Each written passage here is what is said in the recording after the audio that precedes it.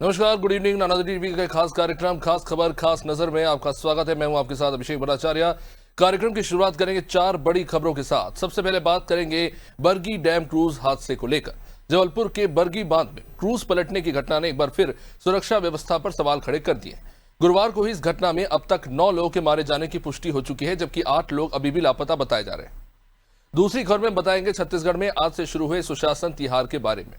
तीसरी खबर में बात होगी मजदूर दिवस पर योगी सरकार द्वारा मजदूरों को दिए गए तोहफों को लेकर। तो वही चौथी खबर में बताएंगे बुद्ध पूर्णिमा पर हर की पैड़ी में उमड़े आस्था के सैलाब पर।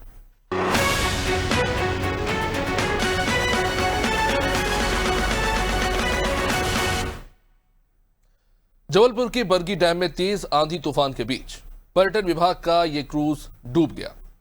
हादसे में अब तक कई शव बरामद किए जा चुके हैं। 9 लोगों के मारे जाने की पुष्टि है। 22 लोग तो सुरक्षित निकल आए, अभी भी कई लापता है।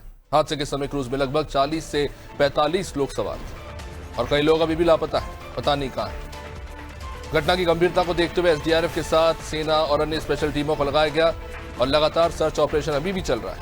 अब इस बीच लोक निर्माण मंत्री राकेश सिंह वहां पहुंचे, राहत और बचाव कार्य का जायजा लिया। अधिकारियों को सर्च ऑपरेशन और तेज करने के लिए कहा।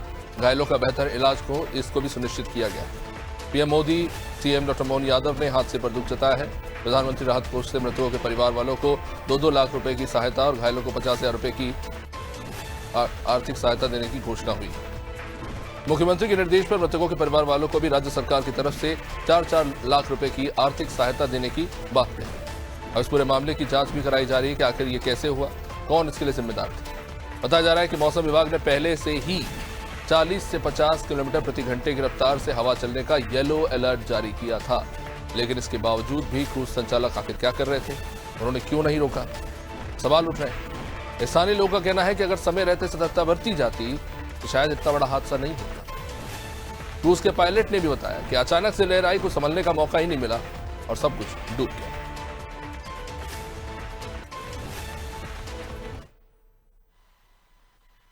वास्तव में बहुत दुखद और हृदय विदारक घटना है और इस घटना के जांच के आदेश मैंने विभाग को दिए हुए हैं।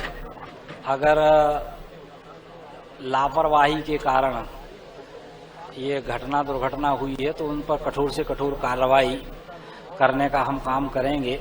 सबसे पहली प्राथमिकता तो ये है कि जो लोग काल कलवित हुए हैं या जो लोग मिसिंग हैं उनका रेस्क्यू कर लिया जाए।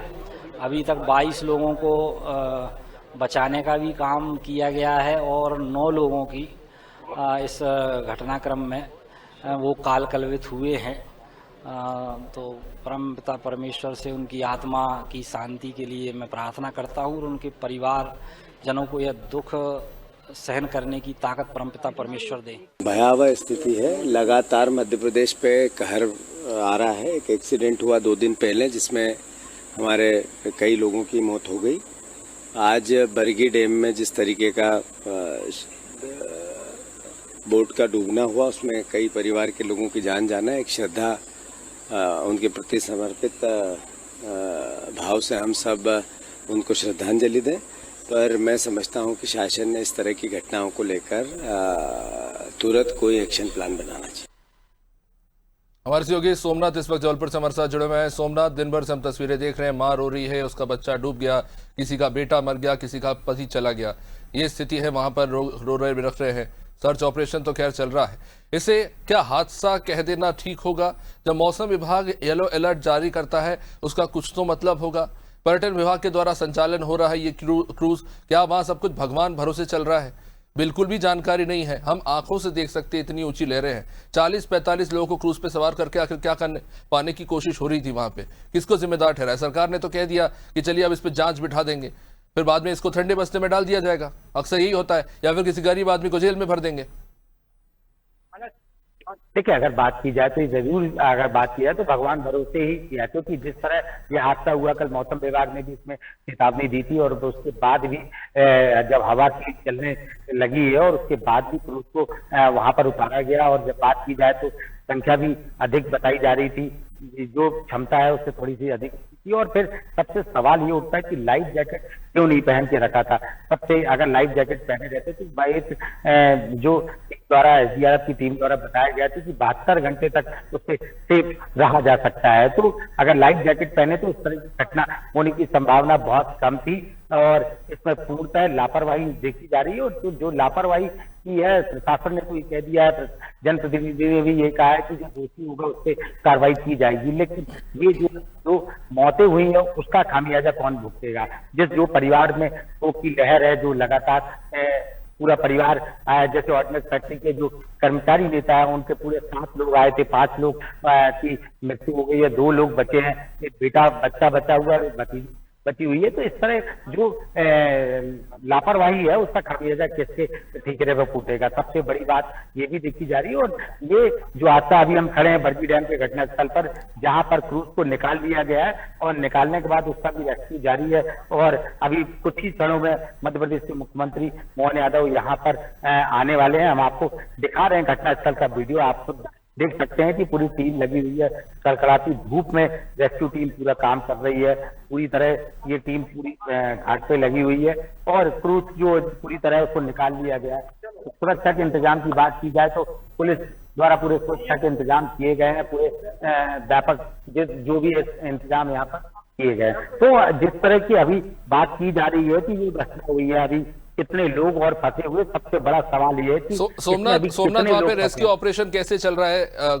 कई सारे शव तो बरामद हुए हैं और अभी भी काफी सारे कहा जा रहा है कि डेड बॉडीज है जिनको लेकर सर्च ऑपरेशन चलाया जा रहा है। किस तरह से वहाँ पे आगे बढ़ रहा है ऑपरेशन?